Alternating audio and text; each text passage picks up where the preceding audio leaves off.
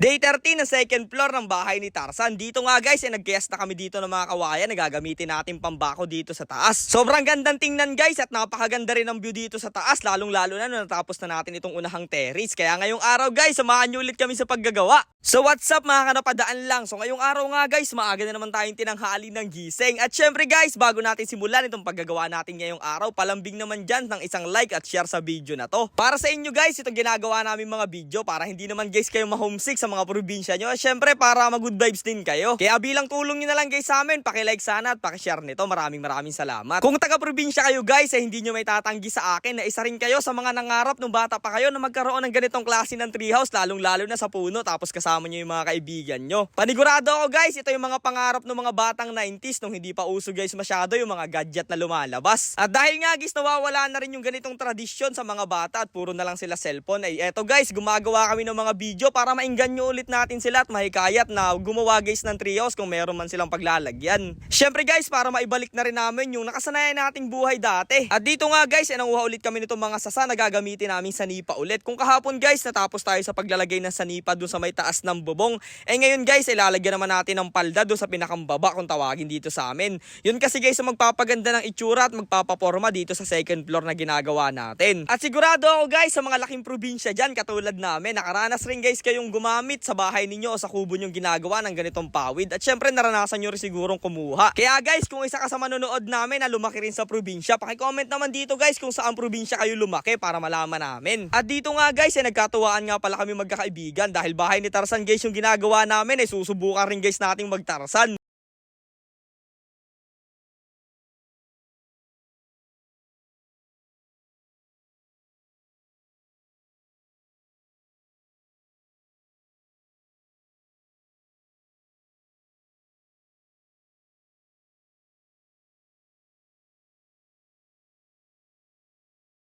Grabe nga guys dito sa loob ng Lalao na pinuntahan namin. Napakalalaki guys ng mga baging at talagang pwede kang magtatarsan dyan. Kaya habang lumalabas kami, tuwan-tuwa rin kami. Natapos na nga pala guys tayo dito sa pagkuha natin ng mga sasa. Kaya nga syempre agad natin dinala yan dito sa may baba lang nitong bahay ni Tarzan. At dito nga pala guys tayo mag-aayos. Bali nga pala guys, toka-toka kami sa mga gagawin namin ngayong araw. Itong tropa kong si Angelo at si Balong, sila nga pala guys ang naka-assign dito sa paggagawa ng sanipa na ilalagay namin sa baba. Samantalang kami naman guys, nung tropa kong si Dugong at si Miguel, kami naman guys ang naghakot ng mga kahoy na 2x2 dito sa taas kasi maglalagay na nga pala guys kami ng bako dito. Marami nga guys ako nababasa sa comment section na sabi nila lagyan daw guys natin ng parang kwarto itong second floor ng bahay ni Tarzan. Ay maganda rin naman guys yun at tama rin yung suggestion nyo. Kaso nga lang guys, merong konting problema. Mataas itong pwesto na to guys at kailangan nga palang wala tayong masyadong dingding dito. Kailangan tagusan lang guys dito yung hangin kasi pag bumagyo ay pwedeng masira. Pangalawa naman guys ay talagang matatabunan natin dito yung view pag nilagyan natin ng dingding yung palibot nitong second floor ng bahay ni Tarzan. Kaya para mas makita guys natin yung view dito kasi napakaganda at mataas itong pwesto na to. Yung gagawin guys natin ay simple lang. Imbis na lagyan guys natin ng dingding na malapad dito, syempre gagawa natin to ng palibot lang guys na parang bakod o yung parang terrace lang. Ang plano kasi guys talaga namin dito pag matutulog kami dito sa taas ay magkakabit lang kami dito ng kulambo. Syempre para pag natulog guys kami, presko kami, tagusan din yung hangin pero hindi makakapasok guys yung lamok. At isa rin guys sa purpose namin dito pag kumakain kami para nakalupagi lang guys kami dyan sa baba at hindi na kami maglalamesa. Habang ginagawa nga guys namin yung bakod dun sa taas, eto naman sa tropa natin si Angelo at si Balong ay tapos na pala sila dito sa paggagawa ng sanipa. Kaya nga guys, syempre dali-dali na rin naming inangat yan para maikabit na guys natin at makita nyo na rin yung magiging forma nito guys. Napakaganda nito guys at napakaganda talagang tingnan. Kaya ayan guys, pinagtulong-tulungan lang namin ito mga kaibigan ko na maidikit dito yan. Sa mga gusto nga pala guys magpa-shoutout dyan, mag-comment lang kayo sa video na to. At syempre sa mga may gusto magpa-promote ng product, damit o kahit ano man yan guys, basta wag lang muna sugal. Welcome nga pala guys kayo magpa-promote sa amin. Ang second step naman guys nating gagawin, syempre nalagay na natin yung sanipa dun sa ilalim. May magkakayas guys tayo na medyo maraming mga kawayan dito para sa gagamitin nating pagbabakod o yung gagawin nating terrace sa taas. Hinahakot ko nga guys yung mga natapos na namin kayasin dito ng mga kawayan habang sila patuloy pa rin nagkakayas dun sa may baba. At noong natapos na nga guys kami, syempre agad na rin namin dinikit dito yung mga kawayan sa taas. Grabe nga guys dito yung mga daliri namin, talagang ubi na minsan. Kakapukpok guys nung martilyo, hindi rin pala guys talagang biro magawa ng treehouse. Napakarami na rin naming nasugat sugatan dito. Pero ganun pa man guys, ay natutuwa talaga ako dito sa mga nagagawa naming mga content. Syempre alam ko sa inyo guys na marami natutuwa dyan sa mga ginagawa naming content.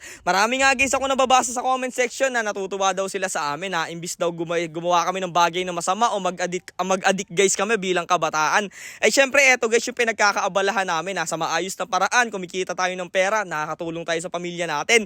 At syempre guys, ang pinakamahalaga sa lahat, nakakapagbigay tayo ng saya at good vibes sa lahat ng mga manonood na katulad nyo. Kaya hanggat nakasuporta kayo guys dito sa video namin ay hindi kami magsasawang gumawa, manghuli ng mga catch and cook na ipo-food trip natin. Kaya bilang tulong nyo na lang guys sa aming grupo, palambing naman kahit isang share at like lang sa video na to guys. Pasensya na kayo guys ha. Maya-maya nga lang guys, ay unti-unti na rin pala naming natatapos itong ginagawa namin dahil nga guys sa kwentuhan at masayang banding namin dito, hindi na namin namamalaya na patapos na pala kami dito sa ginagawa namin. Eto nga pala guys ang view pag nandito ka sa may taas na second floor ng bahay ni Tarzan. Isang terrace pa nga lang guys na bakod yung natapos natin dyan at kailangan pa natin tapusin itong nasa gilid at nasa may bandang likod. Pero sa ngayon guys, ito muna yung natapos natin ngayong araw.